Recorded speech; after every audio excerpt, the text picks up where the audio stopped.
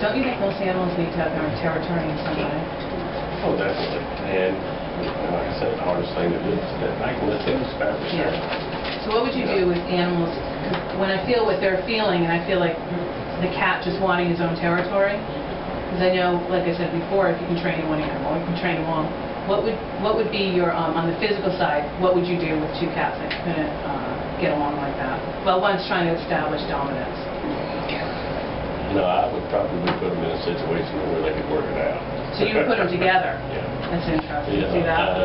I mean, I had a horse one time that he was known for being extremely nasty. Yeah. Killing stuff.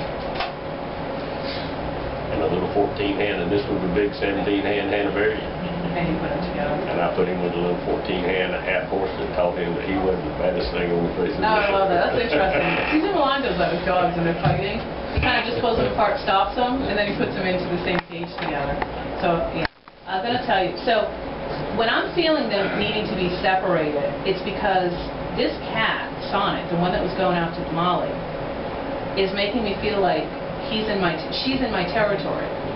But you're saying, even though that's what they're telling me, tough luck, right? They'll work it out if you put them right together. Well, you know, when you get horses, like a lot of times I'll work with 4, 5, 6 horses in a round pen together. And you know, they can pick out which horse I'm working on, which horse am I focusing my attentions on. And, you know, I've even had them come and stand in the middle of the round pen beside me and just follow me around in that round pen while I'm working the other horse. Yeah. And, you know, and it's one of the things that, you know, I tell people is that sooner or later they figure out we're all in this same boat. Right. It's like a family. They'll figure it out. It's easier to get along. And I laughed when you said something about because you can. Right. That's the attitude he has. People ask me all the time. They say, well, why is he doing that? I said, because he can. Because he can. That's right. And that's the attitude animals give me a lot. Or, you know, people always say to me, I think he's mad at me. And I don't get that a lot. I don't get that. You know, it doesn't feel like they do things for vengeance. No.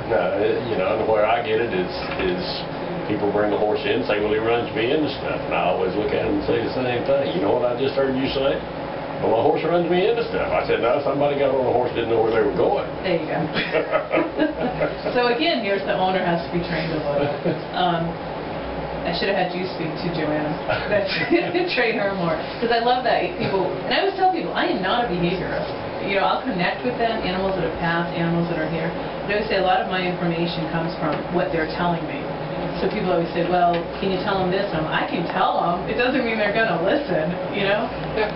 And, you know, and the greatest restrictions, you know, what I find is the greatest restriction to any animal is put there by a human. Yeah, I believe that. Yeah, when the human doesn't know, when the animal doesn't know he's got restrictions. Right, I believe that.